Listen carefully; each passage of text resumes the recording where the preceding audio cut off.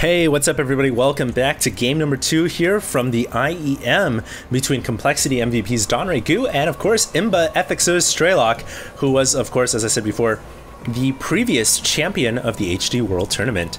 So far playing a very good game against Donray, I must say. Dealing with the Roachling aggression when he had a macro command center was amazing. That was brilliant. I like the decision to get the quick siege tank upgrade and the siege tank because honestly, if he hadn't gotten a siege tank, then he would have been in a lot of trouble. I think those roaches and lings would have busted right through, and that would have been the end of the game. So Straylock playing a very good game after that. He was able to just harass the Zerg player where it hurt, hit him bad, hit him fast, hit him hard, and he was able to take that game quite convincingly. Now, Donray is the type of player that doesn't give up, man. He is one of the most resilient Zerg players I have ever seen. And we saw that kind of showcase in the game against Gaterd when he came back even after losing his third hatchery. So I feel like I feel like Donray still has a shot to win out this series. Yes, he did lose the first game, but that doesn't mean he's out for the count. And we'll have to see how things are going to play out. Now, this map, Dual Site, once again, I'm not too familiar with this map because I haven't played nearly enough on it, but I think it's a pretty fair Zerg versus Terran map. A lot of open space in the middle. Pretty easy to grab the natural as well. We'll have to see how things cook out here. Is Straylock going to go for the quick command center again?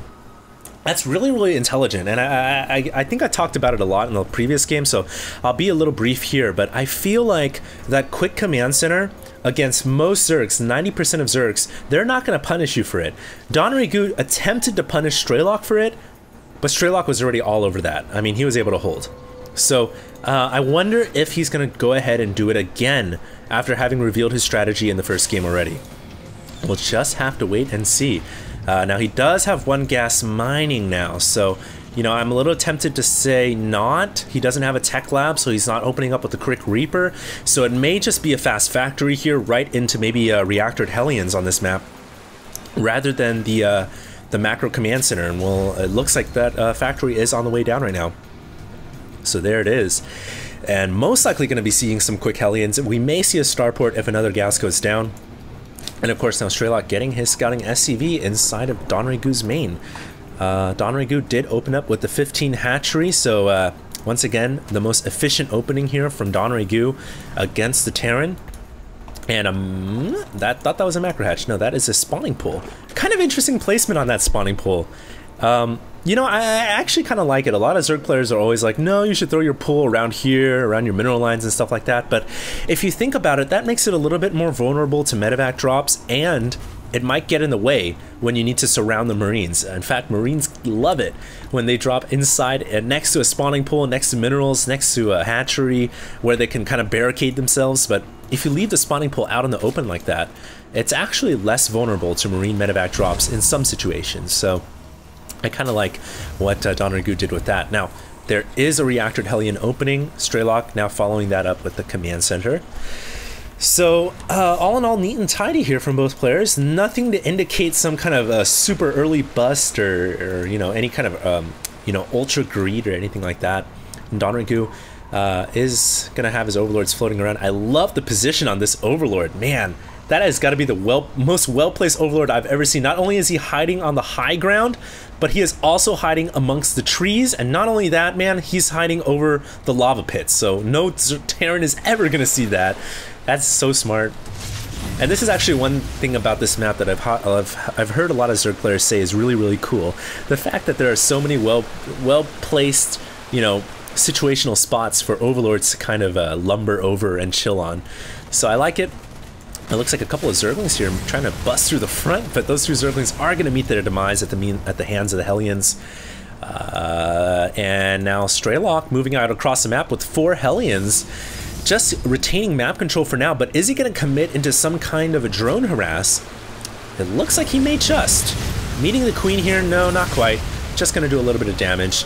And I think he may have ended up forcing the cancel on the tumor as well. Yes, he did. So that's actually one thing that Terran players can do at this early stage in the game, is just prevent all creep spread and keep it to a minimum. And I think that's what Strelok's looking to do. He may have an opening to run right into the main here. That is a huge play, but a couple of Zerglings greeting the Hellions. Is Strelok going to be able to bust through there? Still 2 Zerglings there, and he gets in with 4 Hellions, but all of them are very weakened right now, and I don't know how much damage Strelok's going to be able to do. 1, 2, 3 drones going down. Oh, 5 drones going down. 7 drones going down. And I gotta say, that's gotta be worth it, man. He killed off maybe, you know, 8 Zerglings, maybe 10 Zerglings. Popped off a couple of creep tumors or delayed the creep spread, and he killed off 7 drones. For 4 Hellions, I'll take that trade any day as a Terran player. So, nice play from Strelok, and of course, with all that harass, he was also able to land that orbital command at the natural and start to get some mining done because he doesn't fear the Zergling counter attack when really he roasted all of them up anyways. Now, what is Donrigu gonna go with here in this game? Is he gonna go for roaches? No! He's got a Baneling nest coming down, so I'm inclined to believe it's going to be Muta Baneling here. But man, with all the drones that went down, he lost a lot of gas mining. Just now starting to get the drones on the gas again. So the Mutas, if he decides to go with Baneling Muta, which it looks like he is going to go with, it's going to be very delayed. That Spire was super delayed. The amount of gas that Donrigu is going to have saved up is also going to be delayed. So Muta Baneling here is going to be hitting a timing where it's much later than the Terran would imagine, so I think Strelok's going to definitely benefit from that. Overseer going to come in here, get a full scout on 4 or so barracks, 3 barracks, a starport, and a factory. So Donrigu now knows what Strelok's got, but really no surprise there. You know, as a Zerg player against a Terran, you gotta expect the Marine tank biomech. That's just the most common strategy, and the only deviation really that a Terran player can use, there's really only 2. There's all-out mech with Hellions and Thors, or you can just go all-out Sky Terran, which is just mass Banshees, Vikings, Ravens, battlecruisers, which a lot of Terran players don't use. So I think Donrigu is going to be pretty comfortable seeing the Marine tank biomech here. But like I said before, his mutas are kind of delayed. Only 7 mutas coming out. Typically you get about 8 or 9. So you know, a little bit of lacking in the muta department, but he did invest 100 gas into quick flyer attacks here. So once again showing that he really favors upgrades for Mutalisks, which we'll have to see will pay off or not, and we'll have to see how much damage these 7 mutas can do. But Strelok, meanwhile, is pushing out across the middle of the map. His Marines have +1 weapons. They are about to finish the armor. They already have shields and stim, so this could do a lot of damage here, and there are no Banelings yet on the map. The 3rd hatchery actually completely vulnerable right now to those Marines. And is Strelok going to commit to this? He's got so many Marines here. That's about 16 Marines. That hatchery could go down in a flash. And Donrigu, meanwhile, with his mutas running into the main, so he's going to be forced to cancel this hatchery, I feel like. Oh, I like that. Look at that. Strelok only revealing 3 or so Marines. He did reveal, actually, these to the creep, but it almost kind of looked like he was baiting more forces to come, and then he was going to deal with the Zerg units. But unable to focus on that as he's got to deal with the mutas in his main right now. No missile turrets, unfortunately, for Strelok. So these mutas able to do some significant damage, and meanwhile Strelok being a little undecisive with these Marines back here. I mean, you got to do something with those guys. You got to send them back to defend or go for harass, and right now they're way too far away to defend, so you just got to go for the offense. So the hesitation there from Strelok, I feel like, may have cost him some workers. Still no turrets. Finally 2 turrets going up, and those Mutalisks are gonna meet their doom. They're gonna go down. Oh, those Mutalisks barely making it out. And now it looks like the medevac is gonna go in, but Strelok gonna lose that dropship. So Strelok with a little bit of hesitation in his play, I feel like may have cost him. He did lose a couple of Marines, SCVs to the hands of those mutas. And, you know, as a result, I think he's not in a better position than he was in the last game. He did delay that hatchery, though, for Donrigu. So that's one thing that's kind of on the upside for him. But I feel like DRG right now is on the upper hand. He's got so many mutas. He's got a lot of forces on the ground as well. But Strelok's next push, this is actually looking kind of big. The amount of Marines and tanks on the field here. If Strelok makes this push happen and he catches Donrigu off guard, you know, he could just go for a game ender. We'll have to see if he decides to commit or not. Donrigu coming in here with the mutas once again, and he's just realizing, you know, if you've got mutas on the map, you've got to harass with them. You've got to justify their cost. And that's exactly what Donrygu's doing. He's trying to fly in, trying to force more turrets, force more stims out of the Marines, and pick off SCVs wherever possible. And not only that, but it also delays the inevitable Terran 2-base push, which right now Donrygu isn't really prepared for. I don't know why this one Baneling is deciding to roll away. He may have Burrow already. No, he doesn't. So I thought maybe he was going to go for Burrow, but no. You know, the one thing that can certainly help Donrygu, like I said before, against the 2-base timing push is that Burrow tactic. But he doesn't have Burrow researching right now. So I think Strelok's looking really good now. All of a sudden, Strelok's army here is just getting quite massive. And if we look at the army tab, it is 124 under 128. So Strelok is pretty much on par with the Zerg. And, you know, at first I thought maybe Donrygu was ahead, but it doesn't look like it. Strelok now pushing out across the middle of the map. We'll have to see how much damage can be done here. Donrygu choosing not to defend, rather going for the offense here. Gonna be able to delay the orbital command. And Strelok not going to commit to the offense once again, just sieging up outside the creep, and that is where creep really comes in handy. It serves as a buffer zone for the Terran for the Zerg forces. So basically, that Terran army cannot move in, it cannot punch into a 4th hatchery. It takes time for Strelok, and as a result, Donrygu able to snipe off that hatchery or that command center and push it away and force mining to cease for now. Now it looks like Strelok, he is going to come in with the medevac once again. He's so good with this. About 8 Marines being unloaded. +1/+1. Gonna do some damage. Not quite. Donrygu's all over that. But meanwhile, Strelok gonna come into the back to this hatchery once again, sieging up 4 tanks, and a bunch of Marines are ready to go. And it looks like this hatchery gonna start to take some damage. It might end up going down. I'm not entirely sure why Donrygu isn't choosing to defend right here. He's actually going to go for a counterattack, and he's looking to intercept the reinforcements, and this is really smart. Anytime you have a Terran player that's sieged up at your hatchery, just go for a counter into the middle of the map. You can pick off all the reinforcing units, and that's exactly what Donrygu just did. Very intelligent play right there. And Strelok has been cut off. His lifeline has been cut off back into the main, and that means that Donrygu now looking quite solid. There's a bunch of Banelings rolling off creep and a bunch of Lings and Mutas. He could actually take out this Terran army now, I feel like, and just control the entire middle of the map if he chooses to.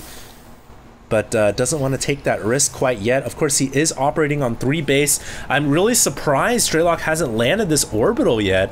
It's just kind of been floating here for days on end. Finally, Donrygu gonna decide to come in here, rolling in with everything. It looks like the Marine tank army is probably gonna get decimated here. Maybe not. Nice moves by Strelok, moving the Marines behind the tanks to protect them from the Banelings, and now the Banelings are gonna come in. Donrygu was scared there, didn't want to roll the Banelings into a bunch of tanks, but now he's going to come in. Oh my goodness, Strelok just running in 8 Marines into Banelings.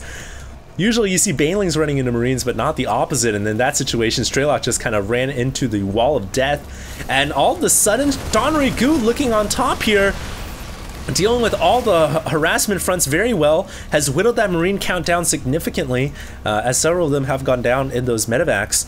And now Donrygu with control over the middle of the map, great creep spread, has a 4th hatchery, well, re-establishing itself for the 2nd time today.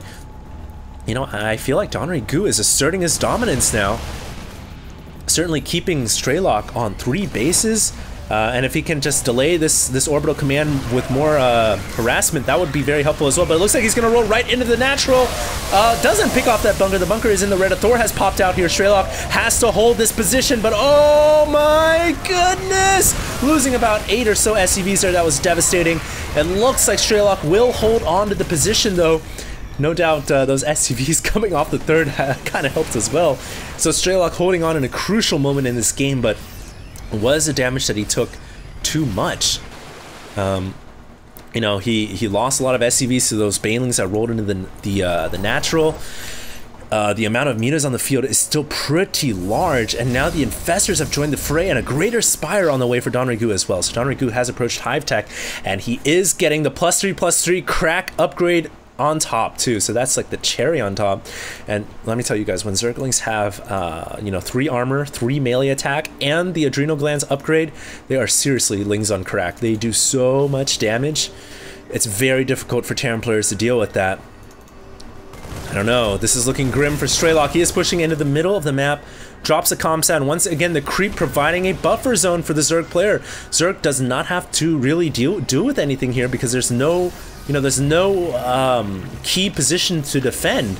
And as a result, the Terran player doesn't have an option to strike a hatchery. He's got to bust through all this creep before he can get to any of the Zerg player's main resource buildings. Or he may just decide to go around the top side. So Strelok here actually has an option to just go ahead and go right to the top. It looks like he's going to go ahead and set up shop here, and this is the best position Strelok could hope for, but he leaves himself vulnerable to a counterattack if Donrigu wants to do it. I think Strelok is a little bit behind right now, so he really has to push the subject, and here we are, he's sieged up, everything's ready to go, Donrigu coming in with all of his infestors and banelings, the Marines getting a huge fungal on them, and it looks like Donrigu is going to crash through everything, and Donrigu is going to destroy the entire ground force here. Very well played. Well, these mutas are dealing with Marines right now. Yeah, it looks like Donrigu is going to clean everything up. Very well played by Donrigu right there. Meanwhile, another medevac drop from Strelok, but Donrigu this time, his attention to detail on 100%, able to pull those drones away. And it looks like Strelok unable to harass Donrigu in any form or shape. And, as the game continues to go on, what is Strelok going to do? Donrigu is approaching a very large number of bases. 1, 2, 3, 4, 5 bases. One base will actually go down here to these Marines. So Strelok picking up a win here wherever he needs to pick it up at. And this is going to be very helpful. He just cannot allow Donrigu to get that gold expansion. So great play by Strelok. This game is still just on the line here. Any player can really take it down. But Donrigu now has the Broodlords out on the field. And these guys are just terrors in the sky. I don't know what Strelok is going to do about this. Does he have Vikings in production? He has one on the way right now, so that means his starport doesn't have a reactor yet. He cancels the Viking to build a reactor core, realizing he needs more starport production right now. But that is going to delay the Vikings, the initial Vikings, by that much more. And these Broodlords in the middle of the field starting to walk their way or fly their way over to the third. And the amount of time here that Strelok has to prepare for this is dwindling down. The window of opportunity is closing. And I feel like Donrigu may be poised to take this game. The Broodlords are beginning to shell that bunker. SCV is being pulled to repair. But the repair is too late, and now in the middle of the field and a big engagement going on as Donrigu crashes through the Marines and tanks. Some of the Marines and tanks actually making their way down to the 6 o'clock, but they are going to meet their demise to Banelings and Mutas as well. And the Orbital Command forced to lift off, and Strelok with the GG. Wow. That was kind of intense. So what a back and forth game right there. At one point I thought Strelok was ahead, then I thought Donrigu was ahead, then Strelok, and the entire time it was so close. But at the end of the day, those Broodlords really coming through the clutch, and Donrigu just building up a smaller and smaller and smaller advantage over time, and it just kind of all added up into the late game. And that's where, a shining example, like I said before, of StarCraft being a game of small things, inches really. And you continue to build on small things, and eventually it'll lead to success. So great play by Donrigu, tying up the series once again, which means we are going to have a game number 3 on our hands, ladies and gentlemen. Make sure you guys stay tuned, and we're going to have it coming out right after this. HD signing out.